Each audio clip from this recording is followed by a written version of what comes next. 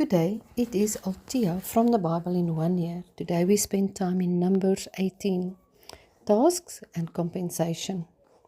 The preceding events points to the necessity of appointed mediators to prevent that Israel's sins will lead them to their destruction. This chapter is about God establishing order amongst Israel and her leaders. It's about accountability and rewards of the leadership. Up to now, God spoke to Moses, who then passed the instructions on to Israel. But now God speaks directly to Aaron, the priest, in verse 1, underlining his special status.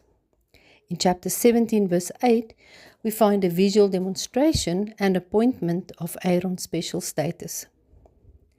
In chapter 16, the Levites, chosen for service, rebelled against their leadership and disregard their position in verse 9, that kindled the wrath of God against them in verse 33. To prevent Israel and her leadership flame the wrath of God again, God restores order and appoint leadership in chapter 18. In the future, Israel will never again approach the tent of meeting in verse 22. The risk of divine judgment will fall on the priests and the Levites in verse 1 and 2. He appoints the Levites as guards over the exterior, verse 3 and 4 and 23, and the priests and their descendants as guards over the interior in verse 4 and 7 of the tabernacle. They were to enforce God's statutes. They were set in a place of authority, but with authority also come accountability. In God's order, there is also reward and provision, as we see later in the chapter, for the proper execution of God's statutes. The Levites were assistants to the priests, responsible for the behind-the-scenes service in the tent of meeting. They were not allowed to do the job of the priest in the holy place and in the Holy of Holies in verse 3. The priests and the Levites would have no inheritance among the people of Israel in verse 20 and 23, as God is their portion and inheritance, verse 20.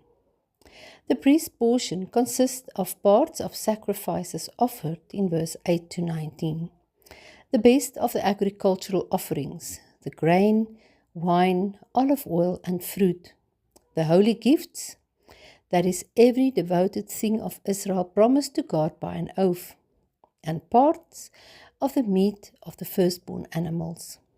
Only the firstborn of man must be redeemed by their parents, paying 5 shekels, as God do not require human sacrifice, in verse 15 and 16.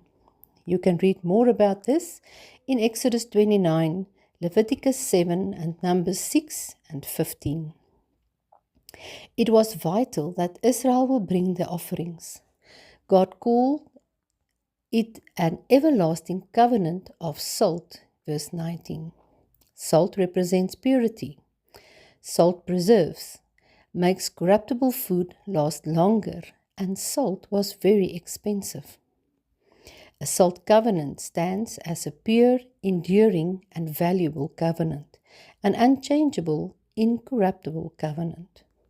Asaph, a prominent Levite singer, wrote in Psalm 73 verse 26, "My flesh and my heart may fail, but God is the strength of my heart and my portion forever." The Levites' portion consists of the tithes of the Israelites, in verse 21 to 32.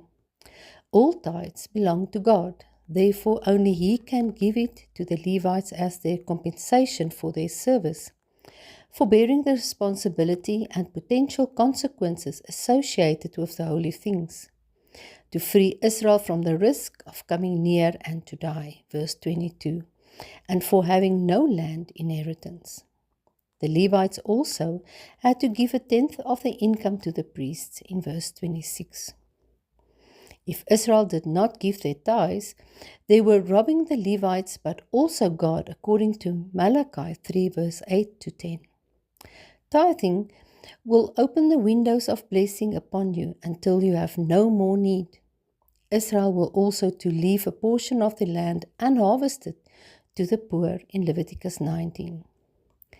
Paul presents the same principle of ministers in the New Testament, 1 Corinthians 9, verse 7 to 15.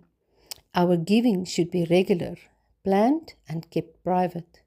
We should give generously, freely with a cheerful heart, according to what we have in 1 Corinthians 6, verse 1 and 4, and 2 Corinthians 9. In the New Testament, we read in 1 Corinthians 12 that still today we all have different parts of the body of the church. Each have a particular gift of the Holy Spirit, and each have a particular calling.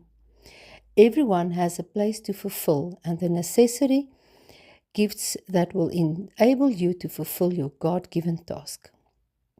According to 1 Peter 2 verse 9, as believers, God is our portion, our inheritance. In Him we have everlasting covenant, hope and trust for our future and in any circumstance. We inherit the excellence of Him who called us out of darkness into the marvelous light, as a royal priesthood, His own possession. May you be blessed. Goodbye.